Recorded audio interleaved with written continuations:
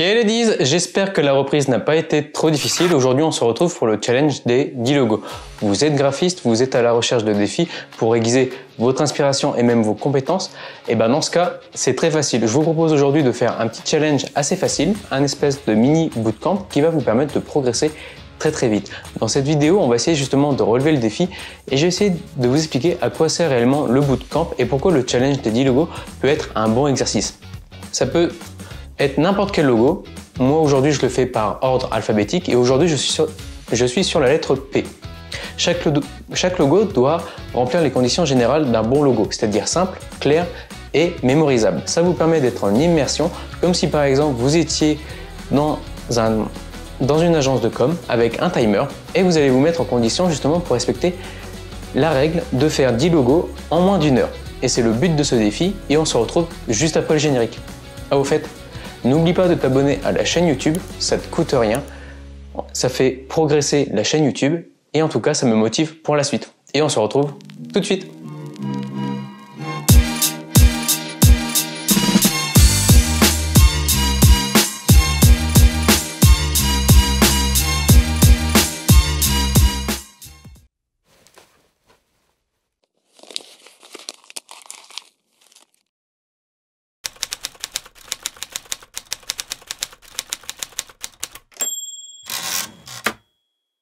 Il faut comprendre que les logos sont des éléments importants de l'identité de toute marque. En fait, ils sont la première chose que les gens voient lorsqu'ils découvrent une identité, une entreprise. Un logo bien conçu peut faire toute la différence entre le succès et l'échec d'une société. Bien sûr, il y a les prestations, il y a les services, il y a beaucoup de choses à mettre en place, les campagnes de pub, les packaging.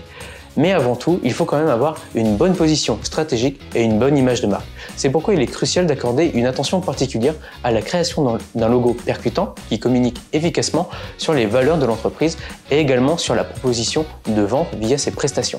Pour revenir au petit challenge, le bootcamp est une méthode qui peut vous faire progresser très rapidement, mais ça vous met sous condition et ça peut également vous mettre sous pression. Il faut être très discipliné et suivre les instructions, c'est-à-dire de faire un logo, de faire le challenge des 10 logos en moins d'1 heure. Ils peuvent être de n'importe quel domaine, mais ils doivent commencer par la lettre P, qui est la lettre aujourd'hui.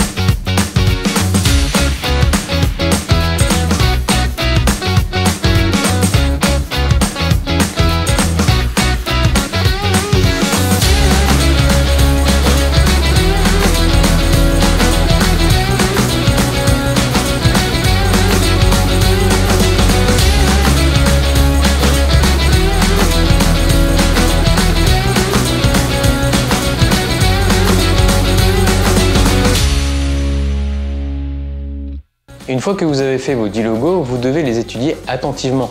Déjà, premier point, moi je ne vais pas le faire aujourd'hui, mais prenez un carnet de croquis et essayez de faire des esquisses très rapidement. Ensuite, regardez les formes, les couleurs, les polices de caractère et la composition générale de chaque logo. Ensuite, vous devez les recréer directement sous Illustrator aussi fidèlement que possible. Ça vous permet d'être sous condition et même devant un client quand vous échangez avec lui, pourquoi pas de faire des croquis et ça vous permet justement de vendre des idées très vite. Vous pouvez utiliser n'importe quel support, même une tablette, mais vous devez rester fidèle au dessin original. Une fois que vous avez terminé vos 10 créations, vous devez les comparer aux originaux. Vous les avez fait sur croquis, essayez de les comparer et essayez de voir qu'est-ce que vous pouvez faire pour les améliorer au fur et à mesure. Une esquisse reste une ébauche, mais quand vous allez le faire directement sur Illustrator, votre vision sera différente parce que vous allez certainement prendre plus de recul.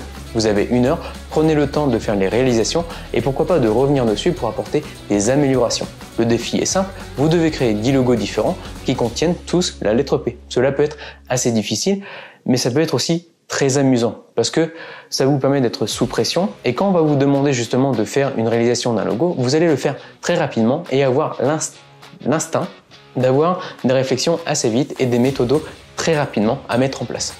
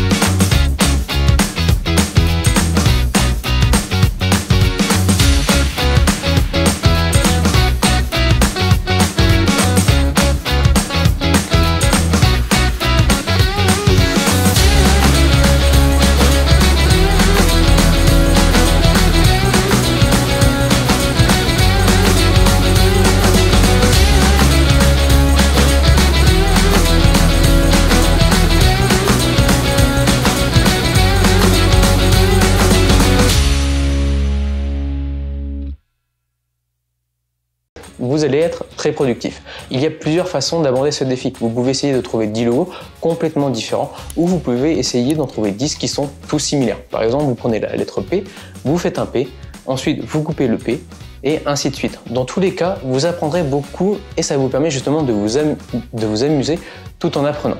En tout cas, je recommande vivement ce défi à tous parce que ça vous permet justement de vous mettre sous condition et ça vous permet également de vous améliorer dans vos compétences en tant que graphiste. C'est un excellent moyen de progresser rapidement et de s'amuser.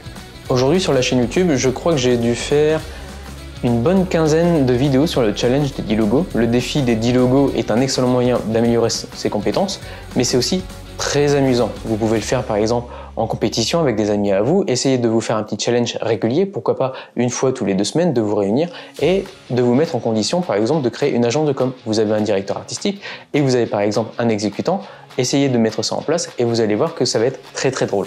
Vous l'aurez compris, la conception d'un logo n'est pas facile. En fait, il peut s'agir de l'un des éléments les plus difficiles de la conception graphique. Votre logo est souvent la première et principale représentation visuelle de votre entreprise. Ça, on l'a bien compris. Il doit être mémorable, accrocheur et représentatif de la marque.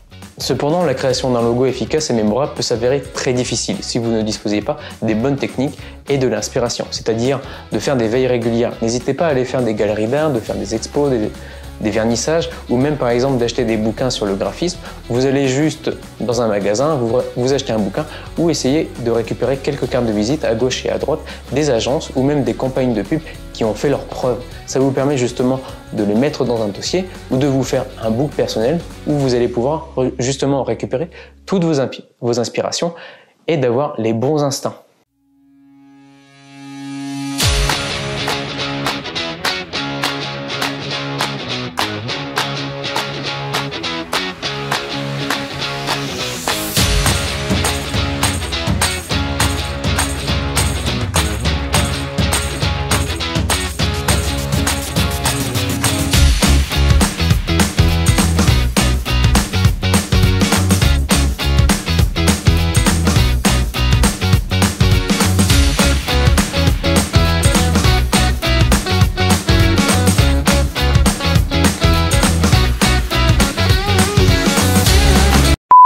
Donc voilà ladies, j'espère que vous avez apprécié la vidéo. N'hésitez pas à vous abonner à la chaîne YouTube, ça fait toujours plaisir. À laisser un message en bas de la vidéo dans la description, ça fait grandir la chaîne. La prochaine fois, je pense que je parlerai certainement des kinés du monde. Aujourd'hui, ils ont changé leur nom en rééducateurs solidaires. On arrive à la fin du projet, l'image de marque est posée, ainsi que le logo, la baseline et certains supports de communication. Aujourd'hui, on est en plein dans la réflexion de savoir si on va accompagner la société, l'association, sur son site web. Je pense que ça pourrait être une bonne vidéo à mettre en place également. Pourquoi pas d'avoir une évolution complète de A à Z sur les supports de com de l'association, de ses supports pour le print, jusqu'au web. Mais on verra ça dans une prochaine fois. N'oubliez pas, tout ce que vous entreprenez dans votre vie privée ou professionnelle, faites-le avec le sourire et surtout, amusez-vous. C'est le plus important. Si on ne s'amuse pas, on n'avance pas. Ciao!